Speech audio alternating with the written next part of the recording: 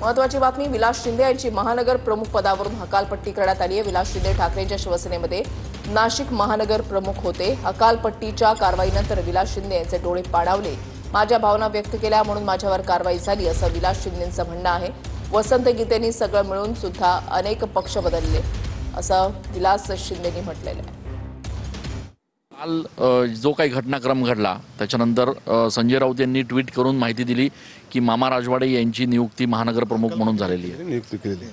खरं तर फेरबदल करणं, कोणाला पद देणं हा त्यांचा अधिकार आहे। शिवसेनेचे नेते आहेत, परवा माझ्याशी त्यांचं बोलणं झालेलं होतं।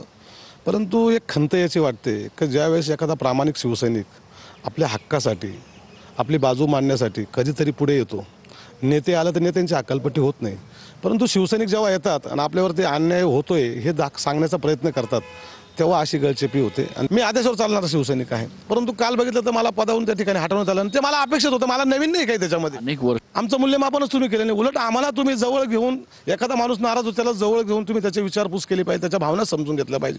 तुम्ही डायरेक्ट पदावरून काढणार, अशा किती लोकांना तुम्ही काढणार आहे? तो तुमचा अधिकार वापरा, आम्ही काही तुमच्या अधिकाराच्या आड येणार नाही, पण अशा किती लोकांना तुम्ही काढणार आहे? मग शिवसैनिकांनी आपल्या भावना व्यक्त करायच्याच नाही का? म्हणून त्या ठिकाणी जरा वाईट वाटतं, बाकी काही होत नाही।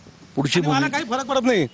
मी आहे ना राजकारणात जन्माला नाही आलो, राजकारणी कुटुंबामध्ये मी आहे ना साध्या कुटुंबामध्ये आहे। माझे आईवडील शेतकरी आहे। तुम्ही आजही घरी जाऊन बघा, तुम्हाला थोड्या वेळ माझे आईवडील मळ्यात भेटतील। माझ्यासारखे असे लय शिवसैनिक आहे ज्यांचे आईवडील मळ्यात असतात पण शिवसेनेवर प्रेम आहे।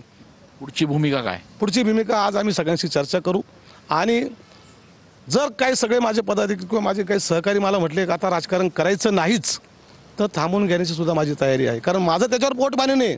माझे लोक, ज्यांनी मला इथपर्यंत पोहोचवले, घरात त्यांच्या खिशातले पैसे खर्च करून मला इथपर्यंत पोहोचवले ना, त्यांचंच मी ऐकणार।